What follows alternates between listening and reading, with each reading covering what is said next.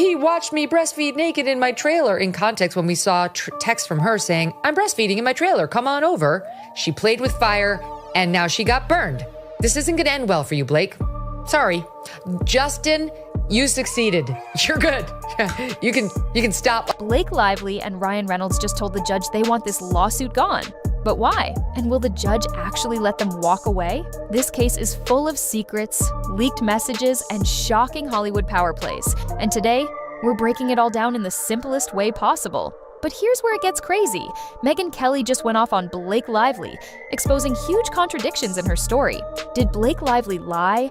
Was the media covering up the truth? And why is a billionaire named Steve Sarowitz secretly paying for Justin Baldoni's lawyers? This case just took a wild turn. And trust me, you don't want to miss what we uncovered. Welcome back to Inside and Out, where we dive into the juiciest scandals and biggest controversies. Grab your popcorn and settle in, because this one's a roller coaster. And remember, there's more drama to come. This is just the beginning. Blake Lively and Ryan Reynolds just made a huge legal move. They want this lawsuit thrown out. But the big question is, why? She's made herself into Amber Heard. We all see it. This was a massive disaster for her to unleash this PR campaign against him, which, by the way, Brian Friedman told us she started. She was the one through her PR agent who was dropping negative stories about Justin, not the other way around. Well, Blake and Ryan's lawyers told the judge they want the case dismissed immediately, but Justin Baldoni isn't letting that happen without a fight. And here's where things take a wild turn. Megyn Kelly just dropped some shocking receipts that could completely change the story. It turns out, Blake's team might have been the ones spreading false stories all along. There are leaked messages showing her publicist trying to plant negative stories about Baldoni months before she even sued him. And get this, some of those stories ended up in major newspapers. Was this a setup the whole time? But that's not all. There are also claims that the New York Times altered text messages to make Blake look like the victim. If this is true, it's giving serious Amber Heard versus Johnny Depp vibes. And here's the real question. If Blake was telling the truth, why is her team suddenly trying to shut this case down? What are they afraid of? This case isn't just about legal battles. It's about power. According to leaked messages and insider reports, Blake Lively allegedly took control of the movie, making script changes, rewriting scenes, and forcing creative decisions, all without being the director, producer, or writer. Megyn Kelly even pointed out that Justin Baldoni bent over backwards to accommodate her demands, but she still wasn't satisfied.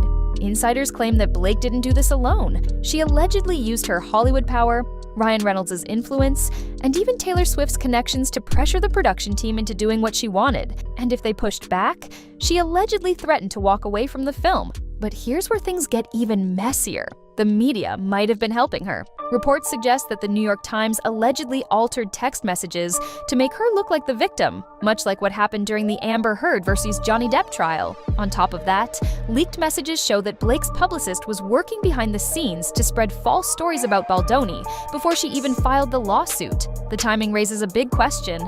Was this whole thing planned from the start? They're saying she decided she wanted to take over and use the power of her fame and name and that of her husband, Ryan Reynolds, to bully Justin Baldoni into the fetal position.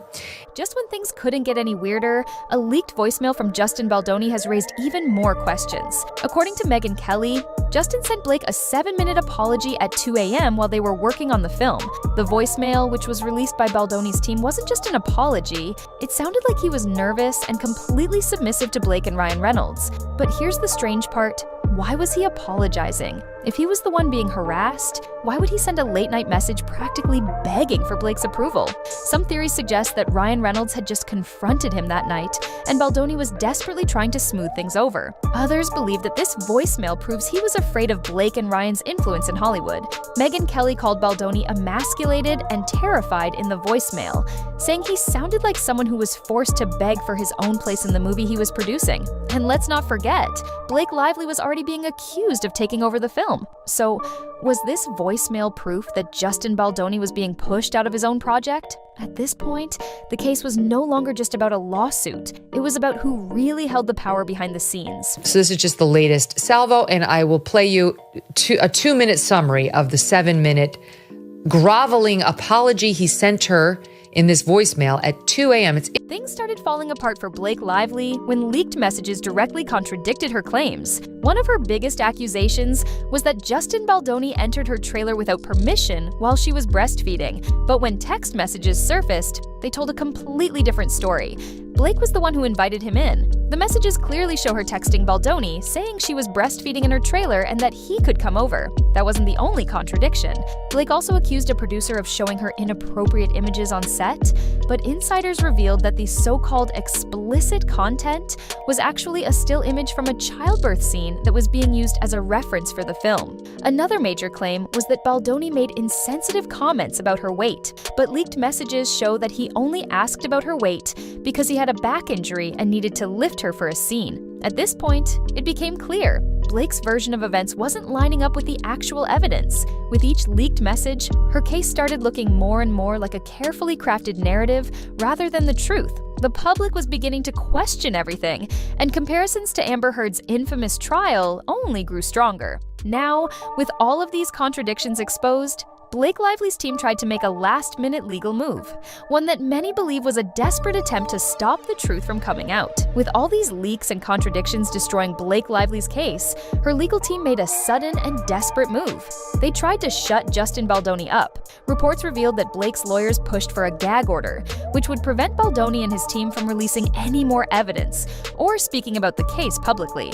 But here's the problem. Baldoni's lawyer wasn't the one who started talking first. According to leaked messages, it was actually Blake's team who had been coordinating with the media for weeks before the lawsuit was even filed. They planted negative stories, controlled the headlines, and shaped the narrative to make Blake look like the victim before Baldoni even had a chance to defend himself. And now that the truth was coming out, Blake's team wanted to silence him. But would the judge actually agree to this? Or was this just another failed attempt to control the story? At this point, it was clear. This case was spiraling out of control, and Hollywood was about to witness one of the biggest reputation crashes in years. With all these leaks and contradictions destroying Blake Lively's case, her legal team made a sudden and desperate move. They tried to shut Justin Baldoni up. Reports revealed that Blake's lawyers pushed for a gag order, which would prevent Baldoni and his team from releasing any more evidence or speaking about the case publicly.